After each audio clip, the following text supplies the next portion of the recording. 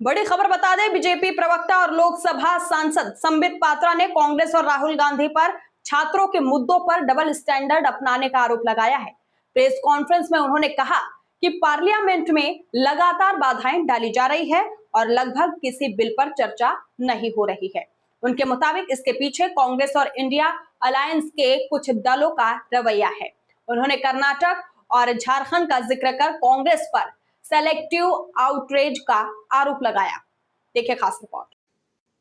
जिस प्रकार से 2026 का ये मॉनसून सेशन पार्लियामेंट में चल रहा है और जिस प्रकार से मॉनसून सेशन को खास करके कांग्रेस पार्टी और उनके साथ कुछ सहयोगी दल बाधित कर रहे हैं, उस विषय को लेकर है। करोड़ों रुपए खर्च होते हैं एक सेशन के ऊपर। सभी प्रश्न लेकर आते हैं। वो चाहते हैं कि प्रश्न पूछा जाए, मंत्रालय जवाब दे, उनका क्षेत्र उन्नति करके आगे बढ़े। मगर जब से सदन आरंभ हुआ है, क्वेश्चन आवर पार्लियामेंट में हो नहीं रहा है। 0 आवर के लिए पार्लियामेंट में बाधाएं उत्पन्न की जा रही है। लगभग किसी बिल पे चर्चा नहीं हो रही है। इसके पीछे का कारण आपने कांग्रेस के और कांग्रेस के कुछ इंडिया अलायंस के दलों के व्यवहार को देखा है। मुझे तो उनके डबल स्टैंडर्ड्स पे आश्चर्य होता है। कल हमने दोपहर में टीवी में देखा कि मल्लिकार्जुन खड़गे, जो राष्ट्रीय अध्यक्ष हैं कांग्रेस पार्टी के, उनके बेटे प्रियंक खड़गे जी ने कर्नाटक में हुए पेपर लीक के ऊपर पुलिस कांस्टेबल भर्ती, उसमें जो घोटाला हुआ, उसपे जो अनियमितताएं हुई हैं, गड़बड़ियां हुई हैं, उसको लेकर जब छात्रों ने आंदोलन किया और मीडिया के बंधुओं ने प्रियंक खड़गे जी से पूछा कि क्या आप इसकी जिम्मेदारी लेंगे, क्योंकि आप गृह मंत्री हैं और आपके अंतर्गत ये सब कुछ हो रहा है, तो बड़े अहंकार से प्रियंक खड़गे जी ने कहा कि ठीक है, पहले छात्रों को 25 दिन उपवास करने दो, 25 दिन का हंगर स्ट्राइक करने दो, फिर हम लाठीचार्ज करेंगे और उसके बाद मैं अपने रेजिग्नेशन के विषय में चिंता करूंगा। और इस पर अभी तक राहुल गांधी जी की चुप्पी है और मैं दावे के साथ कहना चाहूंगा कि आज भी वो पार्लियामेंट शायद चलने नहीं देंगे। मगर यह जो डबल स्टैंडर्ड्स है कांग्रेस पार्टी का, मल्लिकार्जुन खड़गे जी राज्यसभा में खड़े होकर उन्होंने घंटों भाषण दिया। अच्छी बात है, कम से कम चर्चा तो हुई।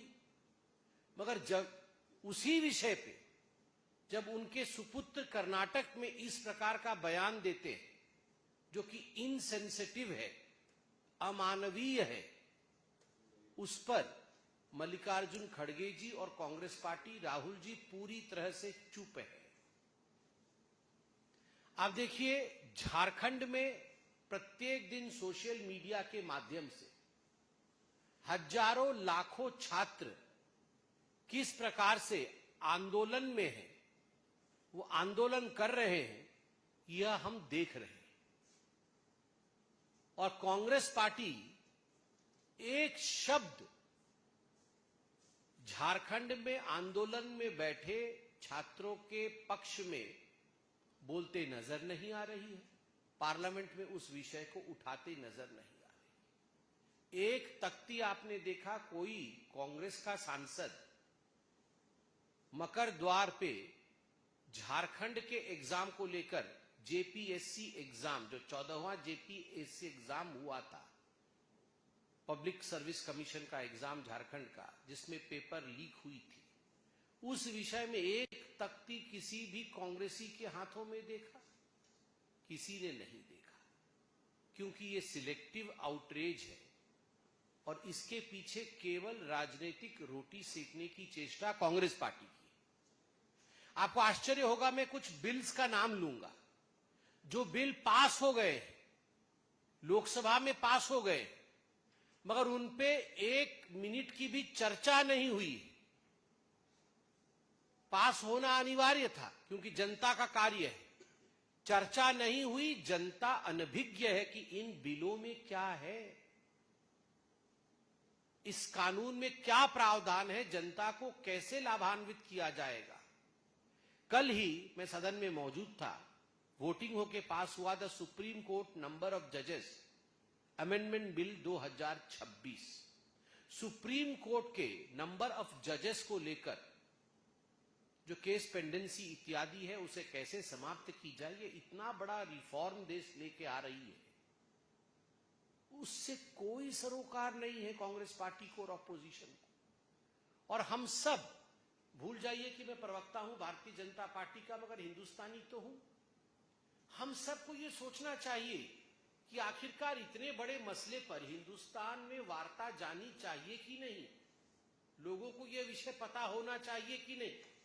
Registration of birth and death amendment bill 2026, कितने दिनों के अंदर बर्थ और डेथ रजिस्ट्रेशन होना चाहिए, अगर नहीं होगा तो उसका परिणाम क्या होगा। जन्म और मृत्यु ये निरंतर प्रोसेस है जो देश में और विश्व में चलता रहता है। उसको लेकर नागरिक अपने अधिकारों को किस प्रकार वो प्रयोग करें, क्या नया कानून आया, 1 मिनट की भी चर्चा नहीं होने दी कांग्रेस पार्टी और उनके अनुयायी दलों ने। क्या संदेश जा रहा है देश में? क्या यह विषय गंभीर है या नहीं?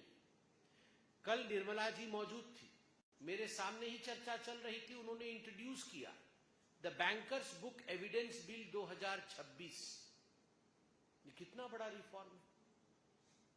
सभी का सरोकार बैंकिंग से है, मगर बैंकिंग से सरोकार रखने वाले भारत की जनता को the banker books reform bill के बारे में कोई चर्चा सुनने को नहीं मिलती है, क्योंकि वहां हुड़दंग मचा हुआ है। और हुड़दंग भी कैसा, अगर हुड़दंग के पीछे सबके तरीके होते हैं। ऐसा नहीं है कि हम ऑपोजिशन में नहीं थे, हम ऑपोजिशन में थे।